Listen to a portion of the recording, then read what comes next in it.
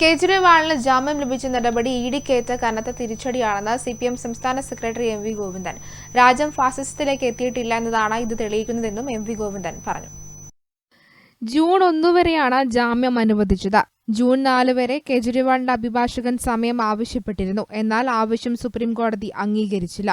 March 5-ന് ബാങ്കിൽ പരിശോധിച്ച ആദായ നികുതി ഉദ്യോഗസ്ഥർ അക്കൗണ്ട് മരവിപ്പിച്ചു. പിൻവലിച്ച പണം ചിലവാക്കരുതെന്ന് ആവശ്യപ്പെട്ടു. കൃത്യമായ കണക്കുകൾ ആദായ നികുതി വകുപ്പിന് നൽകുന്ന പാർട്ടിയാണ് സിപിഎം. രാജ്യത്ത് സിപിഎമ്മിന് ഒറ്റ പാൻ നമ്പറാണുള്ളത്. അവരാണ് തെറ്റായ പാൻ നമ്പർ രേഖപ്പെടുത്തിയതെന്നും എം.വി. ഗോവിന്ദൻ പറഞ്ഞു.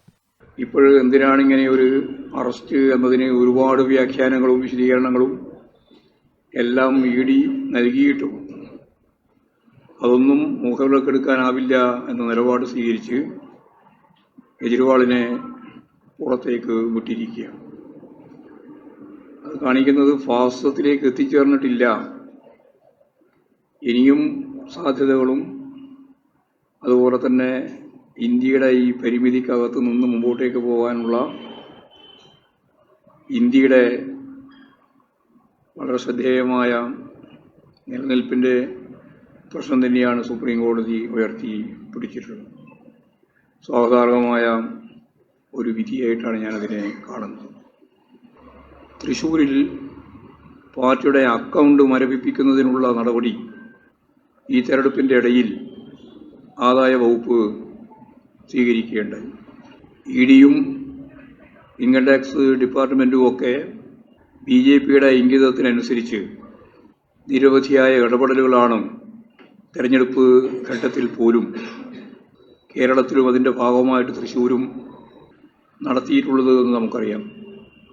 നിയമവിധേയമായി കൃത്യമായി കണക്കുകൾ സൂക്ഷിക്കുകയും ആദായ നികുതി വകുപ്പിന് നൽകുകയും ചെയ്യുന്ന പാർട്ടിയാണ് CPIM.